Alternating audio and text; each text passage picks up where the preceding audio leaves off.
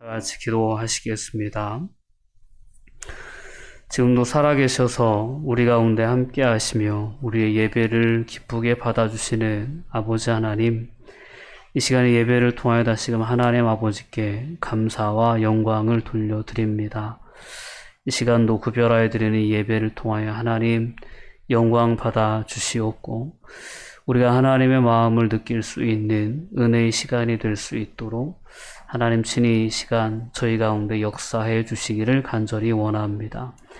삶을 살아가면서 때로는 넘어질 때도 있고, 때로는 깊은 좌절과 절망 가운데 우리의 마음이 상심할 때도 있음을 고백합니다. 사랑과 은혜가 충만하신 아버지 하나님, 저희를 긍휼히 여겨주시고 매 순간 우리의 마음과 생각을 붙잡아 주시며 우리의 삶을 붙들어 주셔서 저희들이 하나님의 자녀로서, 하나님 나라의 백성으로서 이 땅을 살아가면서 하나님의 영광을 드러낼 수 있는 그런 삶의 주인공들이 될 수 있도록 이끌어 주시옵소서.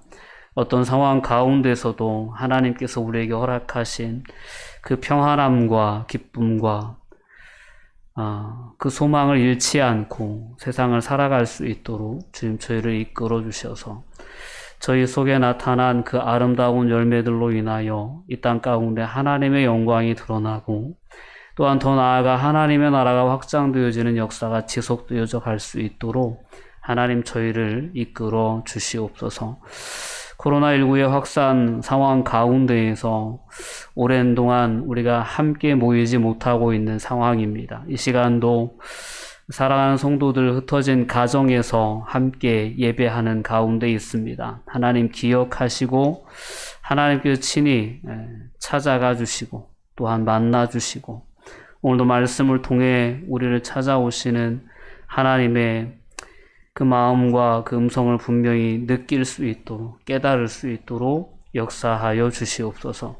삶의 모든 부분 또한 주님께 내려놓습니다. 우리의 가정과 또한 우리의 직장과 사업장과 또한 우리가 삶을 살아가면서 만나는 모든 만남들 속에 하나님 선하게 개입하여 주셔서 저희들의 삶이 진정 하나님 기대하시는 그러한 아름다운 열매들로 가득 채워져 나갈 수 있도록 이끌어 주시옵소서. 곧 명절을 앞두고 있습니다. 하나님 명절을 통해서도 하나님 이 코로나가 더 확산되는 일이 없도록 하나님 붙잡아 주시고, 명절 기간 오가는 모든 발걸음들 지켜주셔서 안전하고 편안한 여정 될 수 있도록 주님 인도하여 주시옵소서. 감사드리며 예수님의 이름으로 기도하옵나이다. 아멘. 오늘 함께 나눌 말씀은 마가복음 1장 29절에서 39절까지 말씀입니다. 천천히 합독하도록 할게요. 회당에서 나와 곧 야고보와 요한과 함께 시몬과 안드레의 집에 들어가시니 시몬의 장모가 열병으로 누워 있는지라. 사람들이 시몬 나아가사 그 손을 잡아 일으키시니 열병이 떠나고 여자가 그들에게 수종드니라. 저물어 해질 때에 모든 병자와 귀신 들린 자를 예수께 데려오니 온 동네가 그 문 앞에 모였더라. 예수께서 각종 병이 든 많은 사람을 고치시며 많은 귀신을 내어 쫓으시되 귀신이 자기를 알므로 그 말하는 것을 허락하지 아니하시니라. 새벽 아직도 밝기 전에 예수께서 일어나 나가 한적한 곳으로 가사 거기서 기도하시더니 시몬과 및 그와 함께 있는 자들이 예수의 뒤를 따라가 만나서 이르되 모든 사람이 주를 찾나이다. 이르시되 우리가 다른 가까운 마을들로 가자. 거기서도 전도하리니 내가 이를 위하여 왔노라 하시고, 이에 온 갈릴리에 다니시며 그들의 여러 회당에서 전도하시고 또 귀신들을 내쫓으시더라. 아멘. 네. 오늘 본문의 말씀은 예수님께서 이제 지속해 나가시는 하나님 나라의 사역의 모습을 또한 우리에게 소개해 주고 있는 그러한 본문입니다. 오늘 우리의 삶 가운데 이 하나님의 나라의 역사는 계속되고 있습니다. 그리고 그 하나님 나라의 역사 가운데 그 역사의 주인공들로 사역자들로 부름받은 사람들이 오늘 이 시대를 살아가는 모든 그리스도인들인 줄 믿습니다. 오늘 다시 한번 오늘 본문의 말씀을 통해서 우리 그리스도인의 삶의 자리가 또한 부르심의 이유와 목적이 무엇인지를 다시금 깨닫는 은혜가 여러분 모두에게 있기를 주님의 이름으로 권면드립니다. 늘 우리는 그 가장 기본적인 내용에 충실한 삶을 살아갈 수 있어야 합니다. 예수님께서 이 땅에 오셔서 그토록 이 땅에 세우시기를 원하셨던 하나님의 나라, 그 나라의 사역을, 그 나라의 역사를 위임시켜 주신 그러한 사람들이 저와 여러분들이라는 사실을 우리가 깨닫고 이 신앙의 여정에 우리가 온전히 순종하며 나아가야 될 줄 믿습니다. 많은 사람들이 이 믿음이라는 것을, 신앙이라는 것을 때로는 자신의 만족에, 때로는 자신의 목적을 이루는 데에 도구처럼 생각하는 그런 잘못된 신앙관들이 얼마든지 우리에게도 찾아올 수 있습니다. 그러니까 신앙을 통해, 믿음을 통해 내 마음의 평안을 얻기를 원하고, 신앙을 통해 또 하나님을 신뢰하는 그러한 삶을 통해 나의 어떤 만족이 이루어지며 내 길이 형통하기를 원하는 그러한 나의 중심적인 그러한 관점에서 믿음이라는 것을 생각하며 우리가 삶을 살아갈 때가 많지 않나 싶습니다. 그러나 우리를 향하신 하나님의 부르심에는 분명한 하나님의 뜻이 있고 하나님께서 우리를 통해서 하시고자 하시는 또는 우리를 이끄시고자 하시는 분명한 목적과 방향이 있다라는 사실을 우리는 결코 잊지 않고 이 신앙의 여정을 걸어가야 될 줄 믿습니다. 오늘 본문의 말씀도 예수님께서 가지고 계셨던 그 뜻과 또한 예수님을 따르는 예수님께 부름받았던 제자들이 가지고 있었던 그 방향과 조금 달랐던 그러한 모습들이 오늘 본문에는 묘사되어져 있습니다. 하나님은 그런 상황 가운데에서 다시금 예수님께서는 자신이 오신 목적에 대해서 분명히 얘기하심으로 말미암아 제자들이 행여 잘못된 방향과 잘못된 목적 의식을 갖고 예수님을 따르는 것을 허용하지 않으셨던 것입니다. 오늘 말씀을 통해 다시 한번 우리 안에는 그러한 모습들이 없는지를 돌아볼 수 있었으면 좋겠고요. 다시 한번 우리의 신앙의 이유와 목적을 예수님의 부르심에 다시금 온전하게 맞춰갈 수 있는 그러한 은혜가 저와 여러분 가운데 있기를 바랍니다. 예수님은 이 땅에 오셔서 사역을 하실 때 지난주에도 말씀드렸지만 예수님의 사역에 가장 중점을 두었던 것은 하나님의 나라였습니다. 예수님께서 가르치시기도 하시고 치유하시기도 하시고 때로는 귀신을 내어 쫓기도 하시는 많은 이적과 표적을 나타내셨어요. 그러한 그 모든 이적과 표적을 나타내신 목적은 하나님 나라를 선포하시는 데 있었습니다. 전도하는 데 있었던 거예요. 오늘 본문 말씀에도 38절에 보면 내가 이 일을 위하여 왔노라. 이를 위하여 왔노라 라고 말씀하셨는데 그게 뭐냐면 전도하리니 라는 거죠. 하나님의 나라가 가까이 왔다. 회개하고 천국을 소유하라. 천국은 침노하는 자의 것이다. 하나님 나라의 백성이 누구나 다 될 수 있다 라고 얘기하시면서 그 천국 문을 활짝 여시고 그 천국으로 많은 사람들을 초청하시는 그 사역을 해 나가셨던 것입니다. 오늘 이렇게 예수님이 행하셨던 신체적인 질병에 대한 치유, 정신적인 질환에 대한 치유, 때로는 정치적인 사회의 부패한 모습들에 대해서, 극단적인 경제적인 불평등에 대해서 예수님께서는 다 깨뜨리시고 다 물리치시고 그것을 정상화시키는 일에 상당히 애를 쓰시고 또한 사역에 중점을 두시면서 하나님의 나라가 현실적으로 실제적으로 이 땅 가운데 임하기를 원하시는 마음으로 사역하셨던 것이 바로 예수님의 사역이었습니다. 그래서 우리가 몸담고 우리가 지금 발 딛고 살아가는 이 세상 가운데에서도 예수님은 여전히 이 땅의 모든 그리스도인들, 즉 하나님 나라의 백성들이며 예수 그리스도의 삶을 본받고 따르겠다고 다짐하며 이 길을 나선 모든 그리스도인들을 통해서, 그 제자들을 통해서 이 땅 가운데 이러한 하나님의 나라가 확장되어지기를 기대하시는 줄 믿습니다.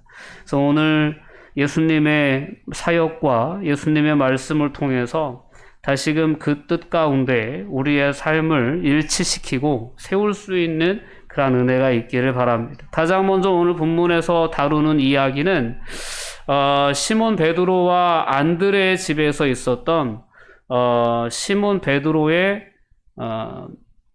오늘 표현에 의하면 장모라고 표현되어 있죠. 시몬의 장모가 열병으로 누워있는지라라고 설명을 합니다. 그 사람들이 곧 그 여자에 대해서 예수님께 이제 이야기를 하죠. 그래서 예수님께서 그 여인에게 다가가셔서 그 손을 잡아 일으키셨더니 열병이 떠나고 여자가 그들에게 수종드니라 라는 그 기사가 가장 먼저 기록되어 있습니다. 상당히 대중적인 사역을 하시다가 이제는 한 집에 들어가셔서 그 집에 있는 한 여인의 질병을 고치시는 상당히 개인적인 치유 사건으로 오늘 베드로의 장모의 치유 사건이 묘사가 되어지고 있습니다. 자, 이 사건이 왜 굳이 이 본문에 실렸을까라는 것을 우리는 생각해 볼 필요가 있습니다. 베드로의 장모가 치유된 사건을 왜 마가는 그것을 기억해 뒀다가 이 복음서를 쓰면서 그 이야기를 언급했을까라는 것입니다. 특별히 마가복음에서는 무명의 여인들의 그 섬김과 봉사가 아주 아름답게, 그러니까 예수님의 제자라면 이러이러한 삶을 살아야 된다라는 제자도에 대한 가르침의 본으로 기록이 되어 있습니다. 그 첫 번째 주인공이 바로 베드로의 장모 이야기입니다. 이름도 없어요. 그냥 베드로라는 예수님의 제자의 관계로 그렇게 표현될 뿐입니다. 근데 그가 예수님으로부터 질병의 치유라는 은혜를 덧입었을 때 그가 예수님의 일행을 위해서 섬겼던 그 온전한 헌신, 이름도 없이 빛도 없이 희생했던 그 섬김의 모습이 진정한 제자도의 모습이다라는 것을 마가는 예수님의 가르침을 가지고 이 복음서를 기록하면서 청중들에게, 즉 독자들에게 꼭 얘기해주고 싶으셨던 거예요. 싶어했던 거죠. 예수님을 따르는 제자의 삶이란 이런 것이다. 예수님의 은혜를 깨닫고 그 은혜를 받은 자는 그 은혜를 가지고 오히려 예수님을 잠잠히 예수님을 섬기는 그러한 삶을 살아가는 자가 예수님의 제자다라는 것을 예수님은 이 제자도를 통해서, 즉 베드로의 장모의 치유의 사건을 통해서 분명히 깨닫게 해줍니다. 이 여인들에 대한 이야기는 특별히 마가복음에서 강조가 되어져 나타납니다. 12장에 가보면 가난한 과부의 헌금 이야기가 나옵니다. 2렙돈, 아주 작은 돈이에요. 2렙돈을 봉헌함에 넣은 한 여인의 그 모습을 보고 여기 있는 모든 사람들 중에 이 여인이 가장 큰 것을, 가장 많은 것을 하나님께 드렸다라고 칭찬을 해주신 그러한 모습을 봅니다.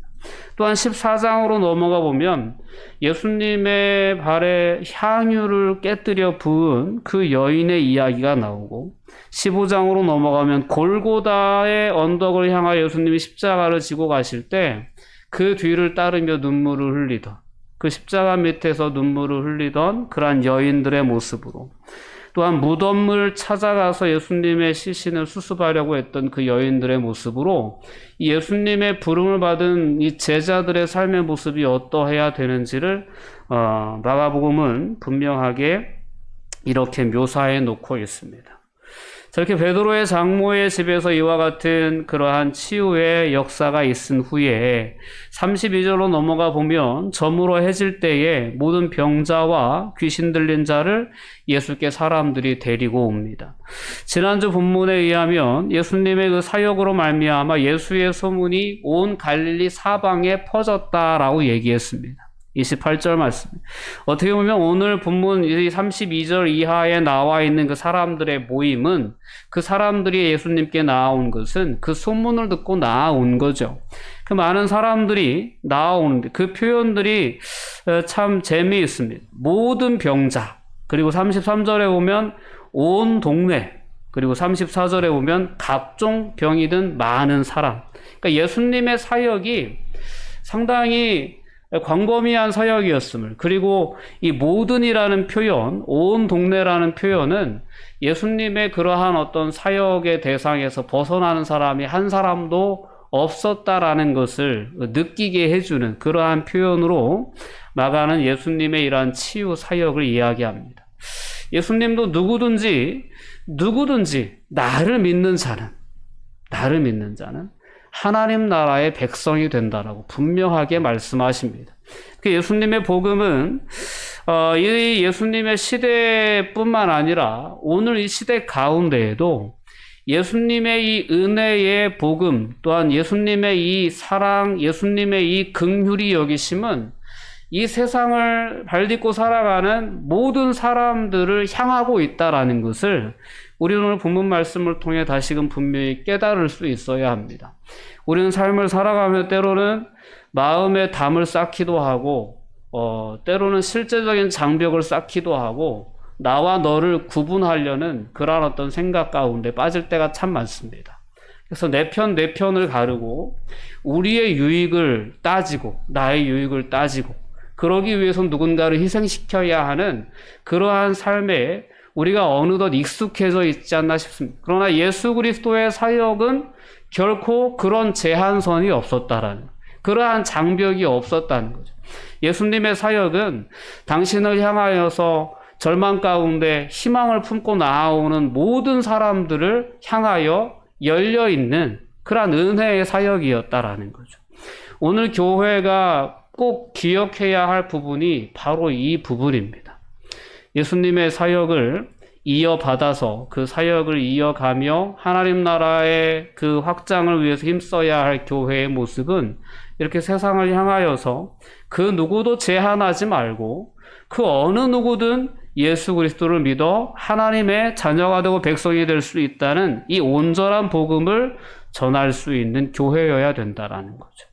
교회는 결코 차별이 있어서는 안 됩니다. 그러나 너무나도 많은 사람들이 교회 안에서 차별을 경험한다는 거죠. 헌신의 정도에 따라서, 때로는 봉헌의 정도에 따라서 이러한 차별을 경험하고 아픔을 경험한 채 교회 밖으로 나가는 사람들이 있어 왔다라는 거죠. 그러한 부분들에 대해서 다시금 우리는 예수 그리스도의 마음을 품고 예수 그리스도의 사역의 그러한 넓이, 또한 사역의 방향에 대해서 분명히 다시 한번 재정립해야 할 그런 필요가 있다라는 거죠. 그래서 이렇게 많은 사역을 하시는 중에도 예수님은 이 귀신 들린 자들에게서 귀신을 내어 쫓으시면서 귀신이 자기를 알므로 그 말하는 것을 허락하지 아니하셨다라는 표현을 이 마가는 상당히 강조를 합니다. 예수님의 사역에 있어서 예수님의 정체성이 완전히 드러나는 것은 상당히 조심스러운 일이었습니다.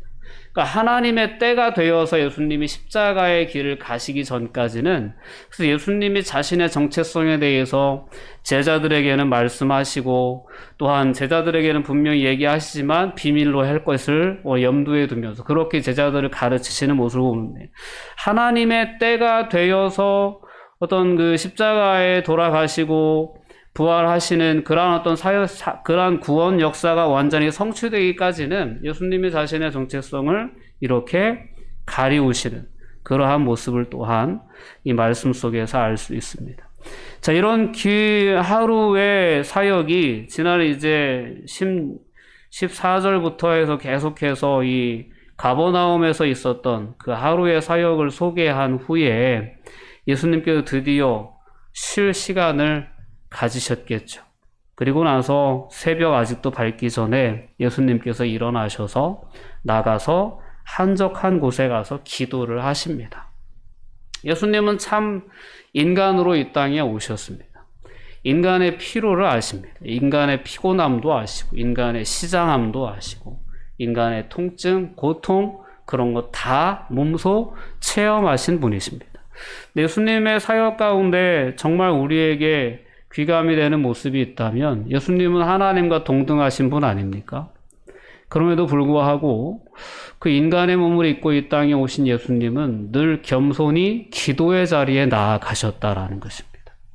참 이 부분이 예수님은 자신의 삶을 통해서 친히 그리스도인들이, 하나님의 자녀들이 왜 기도하는 삶을 살아야 되는지를 보여주신 그러한 가르침이 있는 삶의 모범이었다라고 볼 수 있습니다.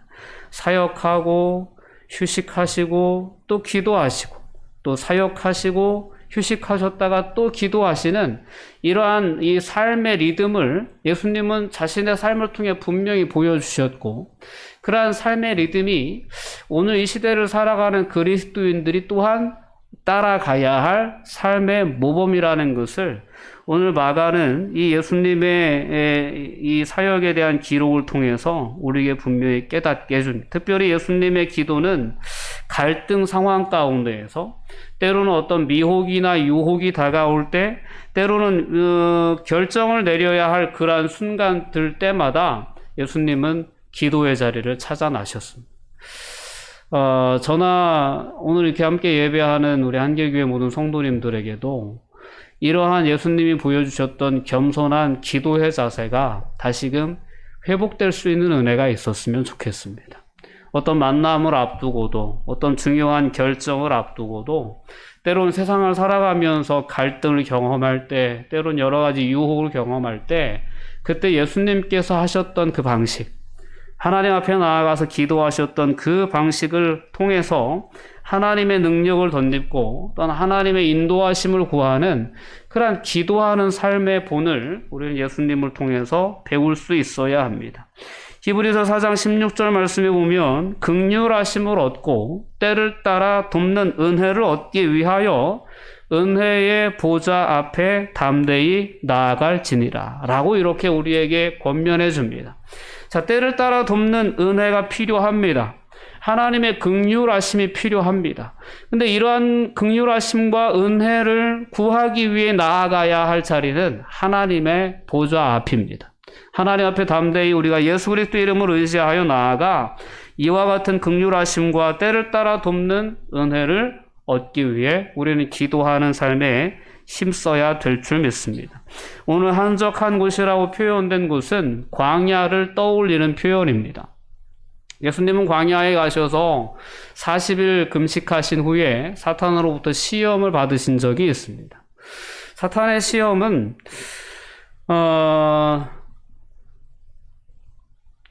오늘 본문에 나오는 시험과 아주 비슷한 유의 시험이었습니다. 오늘 본문에 예수님께서 기도하시는 자리에 베드로를 중심으로 한 제자들이 뒤따라옵니다. 그 제자들이 와서 예수님께 뭐라고 얘기했냐면 37절 말씀에 그렇게 나와 있어요. 만나서 이르되, 이 시몬과 및 그와 함께 있는 자들이 예수의 뒤를 따라가 만나서 이르되 모든 사람이 주를 찾나이다. 이 표현은 예수님 이제 가시죠. 많은 사람이 예수님을 기다리고 있습니다. 이런 표현이에요. 자, 제자들의 관심은 오늘 본문에 비춰진 이 한마디, 베드로의 이 한마디에 담겨져 있는 제자들의 관심은 많은 사람들에게 예수님이 더 많이 노출되고 예수님의 능력이 더 많이 증거되고 그래서 예수님이 유명 인사가 되고 그래서 어떤 제자들 나름대로 이때만 해도 품었던 그들의 꿈과 그들의 기대가 예수님을 통해서 성취되어지는 것이 제자들의 마음이었고 소원이었는지 모릅니다. 그리고 솔직히 이 십자가의 길을 걸어가시는 중에 있었던 제자들 간의 다툼은 그러한 제자들의 마음을 아주 분명하게 드러냈던 그러한 사건들이기도 했었죠.